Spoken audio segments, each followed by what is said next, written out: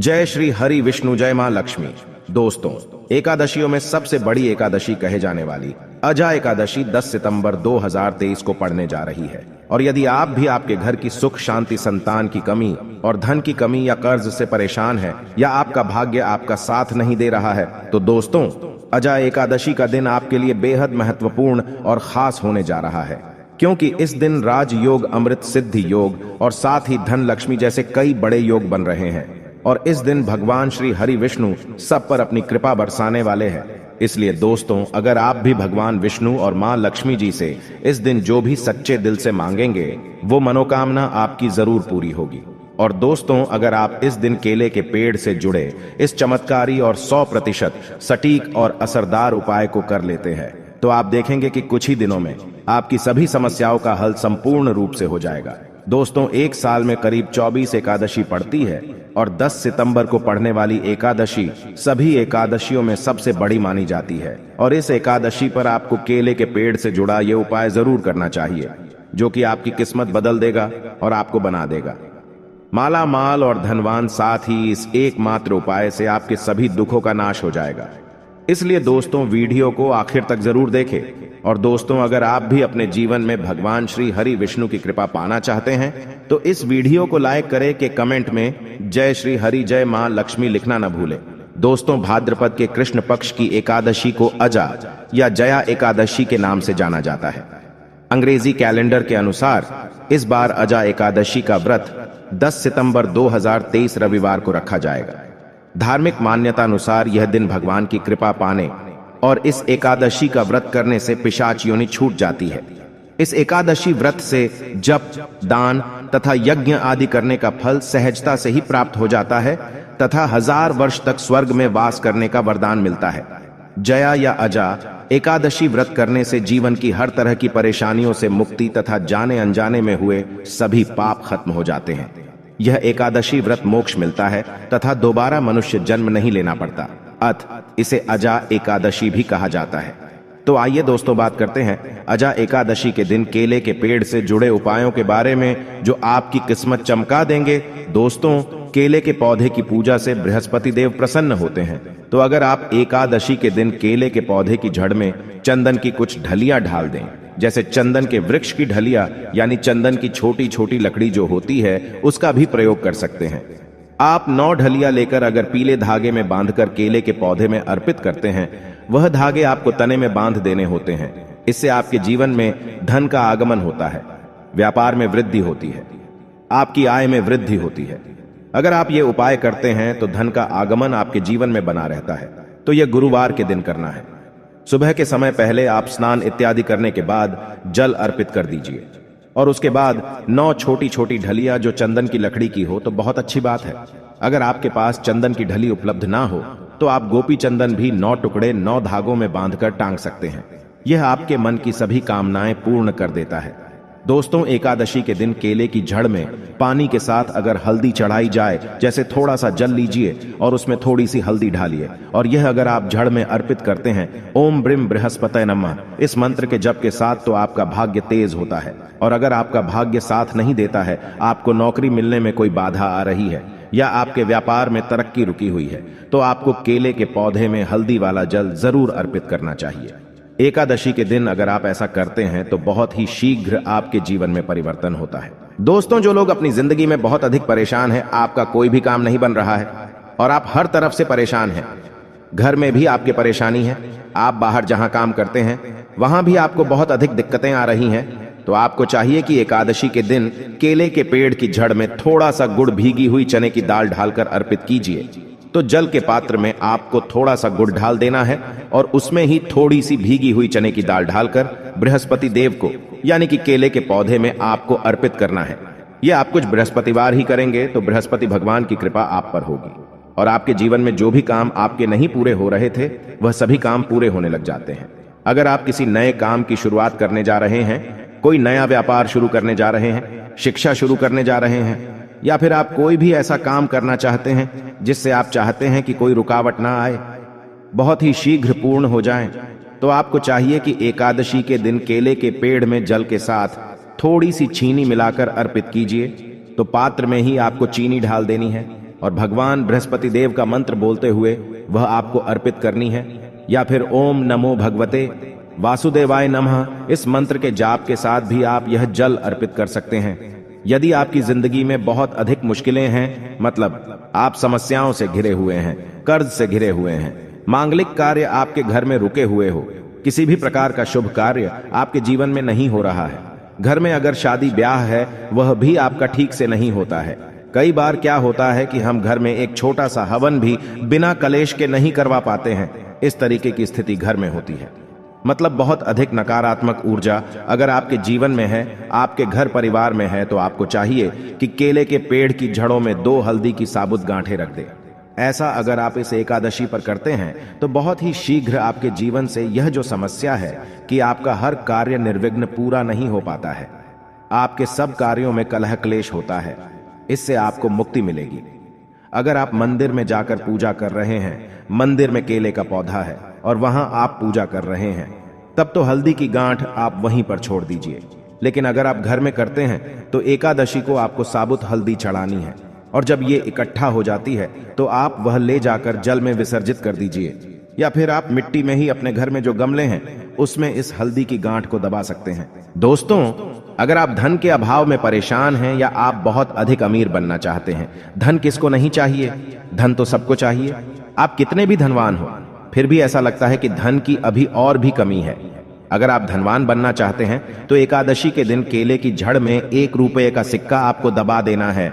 उसी के अंदर जो पौधे का गमला है उसके अंदर ही आपको 1 रुपये का सिक्का ढाल देना है। ऐसा करने से माँ लक्ष्मी प्रसन्न हो जाती है और श्री हरि विष्णु का स्वरूप ही माना जाता है। केले के पौधे को तो ये उपाय अगर आप अपने घर में करते हैं तो बहुत अच्छा होगा, या फिर जहां भी, जैसे अगर हम मंदिर में भी जाकर करते हैं तो 1 रुपये का सिक्का या 5 या 10 रुपये का, जो भी आपके पास सिक्के के स्वरूप में जो पैसे होते हैं वही आपको मिट्टी में दबाने हैं।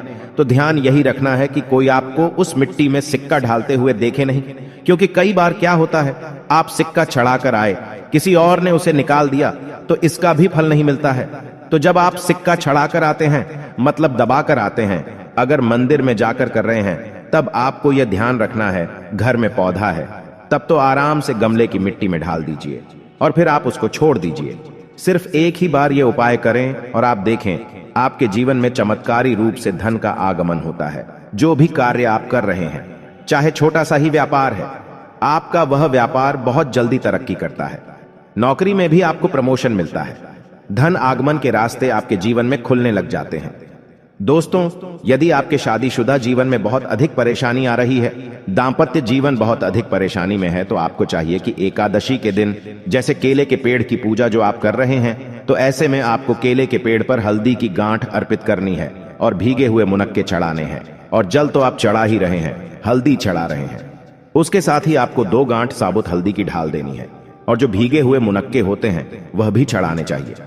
ऐसा करने से आपके जीवन में जो दांपत्य जीवन में परेशानी आ रही है वह दूर होती है और आपके दांपत्य जीवन में मधुरता आनी शुरू हो जाती है। पति पत्नी के रिश्ते मधुर होने लग जाते हैं। ऐसा आप एकादशी को करेंगे तो बहुत ही शीघ्र चमत्कारी लाभ होगा। दोस्तों, आपकी शादी में अधिक परेशानी आ रही है या फिर आपको संतान प्राप्ति में बहुत बाधाएं आ रही हैं, तो आपको क्या करना चाहिए? एकादशी के दिन केले की आप पूजा कीजिए, हल्दी ढालकर जल अर्पित कीजिए, और उसके बाद आपको क्या करना है, थोड़ा सा पीला कपड़ा आपको केले के पौधे पर ढालना है, अर्पित करना है, पीला कपड़ा चढ़ा देना है, और इसके बाद आपको केले की परिक्रमा करनी है। आपको केले के पौधे की 7 परिक्रमा करनी है। मन में आपके जो भी कामना है, चाहे आप विवाह की कामना रखते हैं या फिर आपकी संतान प्राप्ति में बाधा आ रही है, तो आप भगवान बृहस्पति देव से प्रार्थना कीजिए कि आपके मन की यह कामना है बहुत ही शीघ्र पूर्ण हो, तो बहुत ही शीघ्र आपके विवाह में जो बाधाएं आती हैं वह दूर होती है और शीघ्र ही आपके विवाह के योग बनने लग जाते हैं। रिश्ता आपका जो बार बार टूट रहा है, तब आप यह उपाय करें, बहुत ही शीघ्र आपको लाभ होगा। मनचाहा वर चाहते हैं, तब भी आपको इस विधि से केले की पूजा करनी चाहिए कि पहले आपको जल में हल्दी मिलाकर अर्पित करना है, थोड़ी सी भीगी हुई चने की दाल डाल दीजिए, मुनक्का अर्पित कीजिए, और उसके बाद आपको पीला कपड़ा अर्पित करना है और 7 परिक्रमा क्लॉकवाइज करनी है, जैसे हम सीधा घूमते हैं उसी तरीके से। इसके बाद बृहस्पति देव से प्रार्थना करेंगे तो आपके विवाह में संतान में जो भी बाधाएं आ रही है बहुत ही शीघ्र दूर होती है। दोस्तों, एकादशी के दिन नहाने के बाद केले के पेड़ पर जल चढ़ाना बहुत शुभ माना जाता है। और अगर आप हल्दी मिला हुआ जल अर्पित करते हैं तो इससे आपके सभी कार्यों में सफलता मिलती है। आपके सभी शुभ कार्य बनने लग जाते हैं। घर में अगर किसी भी प्रकार की धन की समस्या है, धन रुका हुआ है, धन का आगमन नहीं हो रहा है, आपके जीवन में सुख समृद्धि नहीं है, तो आपको क्या करना चाहिए? एकादशी के दिन केले के पेड़ पर चंदन की माला अर्पित करनी चाहिए। चंदन की माला मार्केट में आसानी से मिल जाती है। जो पूजा की दुकान होती है वहां से लीजिए और उस माला को आप केले के पौधे पर टांग दीजिए और थोड़ी सी हल्दी पौधे के जड़ में अर्पित कीजिए। जल्दी कीजिए। उसके बाद आपको थोड़ी सी हल्दी पाउडर अर्पित करनी है। इससे आपके जीवन की सभी परेशानियां दूर होंगी। आप जिस भी परेशानी से ग्रस्त है, अगर सिर्फ आप चंदन की माला उस केले के पौधे पर ढाल देते हैं और हल्दी अर्पित करते हैं, जल अर्पित करते हैं, 7 बार परिक्रमा करते हैं, तो इससे आपके जीवन की सभी परेशानियां दूर होंगी। सुख समृद्धि का आगमन होगा। मन में कोई विशेष कामना है, जैसे धन संतान के लिए प्रार्थना करना चाहते हैं, तो उस समय जब आप चंदन की माला अर्पित कर रहे हैं, आप भगवान से प्रार्थना कीजिए। बहुत ही शीघ्र आपकी कामना पूर्ण होती है। और अगर आप किसी भी प्रकार की परेशानी से ग्रस्त है, एकादशी के दिन केले की पूजा करेंगे, केले के पौधे में आप जल अर्पित करेंगे, परिक्रमा करेंगे, तो बहुत ही शीघ्र देव की कृपा प्राप्त होगी। बृहस्पति देव की कृपा से हमारे जीवन के सभी शुभ कार्य होते हैं, मांगलिक कार्य होते हैं, हमारा भाग्य तेज होता है।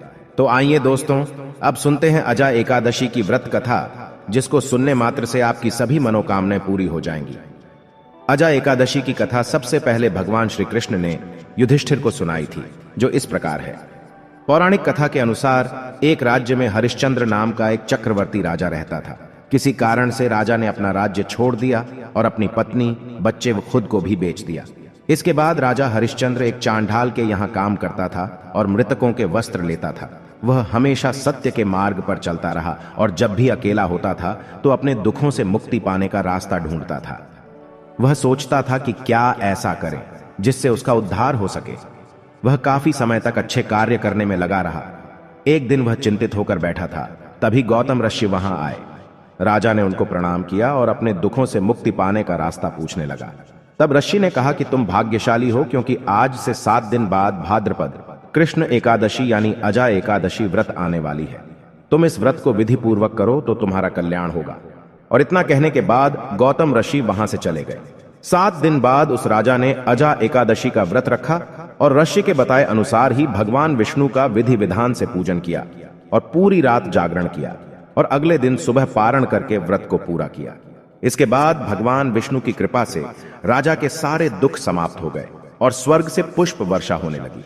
उसने देखा कि उसका मरा हुआ पुत्र फिर से जीवित हो गया है और उसकी पत्नी पहले की तरह रानी के समान दिखने लगी। व्रत के फल से राजा को अपना खोया हुआ राजपाट दोबारा मिल गया। जीवन के अंत में राजा को परिवार सहित स्वर्ग स्थान प्राप्त हुआ। तो दोस्तों, आइए अब जान लेते हैं अजा एकादशी के दिन कैसे करें विधि विधान से पूजा। दोस्तों, अजा एकादशी के दिन प्रातःकाल उठकर स्नान आदि से निवृत्त होकर सबसे पहले व्रत का संकल्प लेना चाहिए। इसके बाद पूजा स्थान को साफ करें और एक साफ चौकी रखें। फिर चौकी पर लाल या पीले रंग का कपड़ा बिछाएं। इसके बाद भगवान विष्णु व माता लक्ष्मी की प्रतिमा रखें। इसके बाद भगवान विष्णु को पीले फूल व माता लक्ष्मी को सफेद फूल अर्पित करें।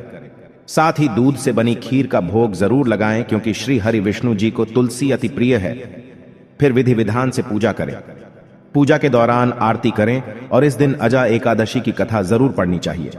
दोस्तों, अजा एकादशी व्रत में पूरे दिन व्रत रखते हुए भगवान विष्णु व माता लक्ष्मी का ध्यान करें और रात में जागरण करें और भगवान विष्णु का ध्यान करते हुए भजन, कीर्तन व उनके मंत्रों का जाप करें।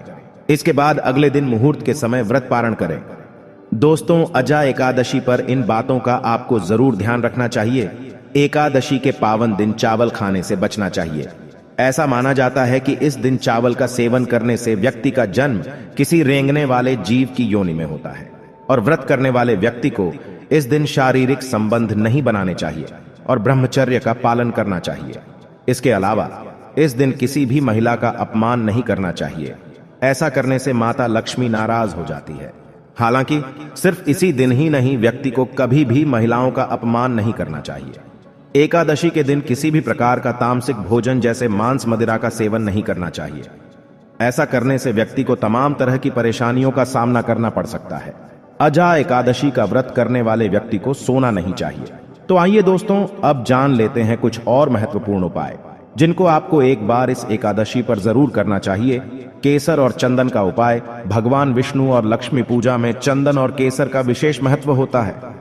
अजा एकादशी पर विधि विधान से भगवान विष्णु की पूजा करें और फिर पीले चंदन और केसर में गुलाब जल मिलाकर भगवान विष्णु को तिलक करें और स्वयं भी माथे पर टीका लगाकर घर से शुभ कार्य के लिए जाएं। ऐसा करने से आपके कार्य बिना बाधा के पूर्ण होंगे और मां लक्ष्मी का वास आपके घर में होगा।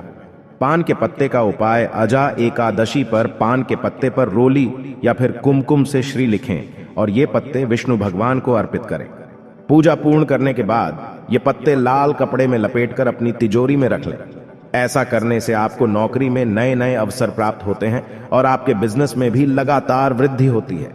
कन्याओं को खीर खिलाएं। शास्त्रों में बताया गया है कि विशेष शुभ तिथियों पर कन्याओं की सेवा करने से बड़ा पुण्य कोई और नहीं है। अजा एकादशी पर 7 कन्याओं को केसर की खीर खिलाएं और उनके पांव छूकर उन्हें उपहार देकर सम्मान के साथ विदा करें। आपके इस अच्छे कार्य को देखकर मां लक्ष्मी आपसे प्रसन्न होंगी और आपकी धन संबंधी समस्याएं भी दूर होंगी। मनोकामना पूर्ति का उपाय। अजा एकादशी पर भगवान कृष्ण को नारियल और बादाम का भोग लगाएं और फिर 27 एकादशी तक इस उपाय को करने से आपको विशेष फल की प्राप्ति होगी और आपकी हर मनोकामना पूर्ण होगी। इन चढ़े हुए नारियल और बादाम को पूजा के बाद छोटे छोटे बालकों को खाने को दें। दक्षिणावर्ती शंख से करें। पूजा। अजा एकादशी के अवसर पर भगवान कृष्ण और राधा रानी की पूजा जरूर करें। भगवान विष्णु का दक्षिणावर्ती शंख में कच्चा दूध और केसर भरकर अभिषेक करें। ऐसा करने से आपके घर में कभी धन धान्य की कमी नहीं होती और न ही कोई अतिथि कभी खाली हाथ जाता है। तो दोस्तों, यह थी अजा एकादशी से जुड़ी सभी महत्वपूर्ण जानकारियां और उपाय जिनको आपको इस बार जरूर करना चाहिए। तो दोस्तों, आपको जानकारी कैसी लगी हमें कमेंट में जरूर बताइएगा। वीडियो अच्छा लगा हो तो वीडियो को लाइक, शेयर और चैनल को सब्सक्राइब करना ना भूलिएगा। आप सभी के मंगल की कामना करते हुए मिलते हैं अगली वीडियो में। धन्यवाद। जय श्री हरि विष्णु, जय मां लक्ष्मी।